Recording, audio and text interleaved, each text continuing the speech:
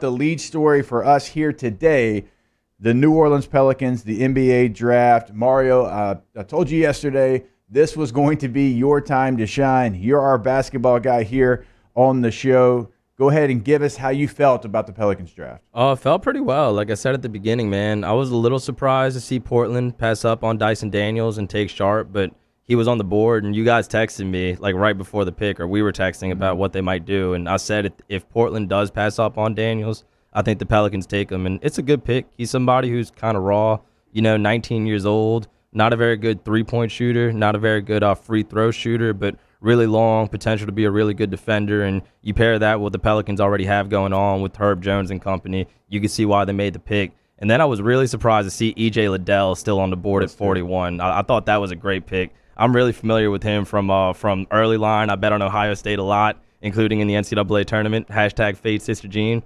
That was a good time.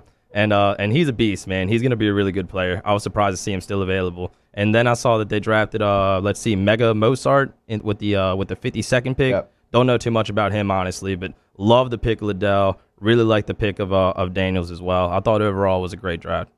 Yeah, so recapping it, Liddell, who you mentioned, when you look at where the Pelicans got him, they got him at 41. ESPN.com had him as the 21st best player in this draft. So you get 20 spots of value there for E.J. Liddell. He's 6'7", 240 pounds. He's obviously a 4. That's somebody that I didn't think would be there as well. And when you go down to number 52, before we come back to the first-round pick, you just mentioned actually the school that he played at. Oh.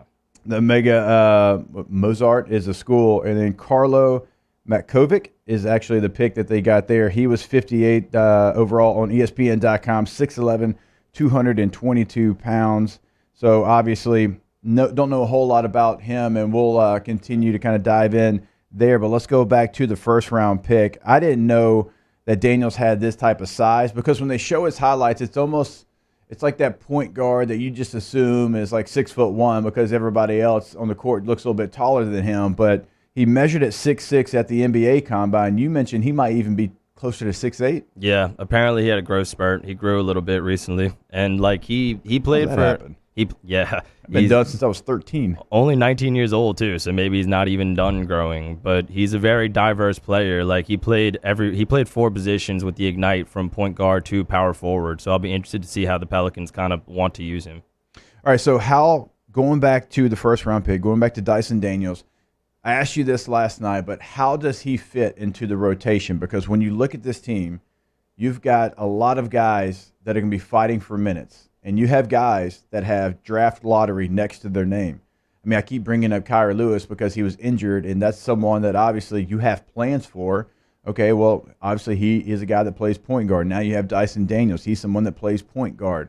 You can get a creative. CJ likes to play point guard. He's more of a 2, but he likes to be on the point. And, we've talked about other names, or we talked about, maybe, moving Graham. So how do you see the rotation actually playing? I know he's 19 years old. I know he doesn't have to play right now, but does he actually have an impact on the Pelicans this year? He can, for sure. I mean, Willie Green has a lot to figure out. You have to integrate Zion. You got to see where you want to play a lot of guys. But from the beginning of the season, it's going to be a really long season, and the rotations are going to be a little longer. I think he can get a lot of the minutes that at the beginning of the year last year were going to guys like Garrett Temple and Najee Marshall. I mean, towards the end of the season, even Tony Snell was getting a lot of minutes. So there will be minutes to be had if he's ready to play. And like I said, he's somebody who has a lot of potential. He's somebody that, similar to Trey Murphy, by the end of his rookie season, he could be a lot better than he was at the beginning with just a little bit of run on this level.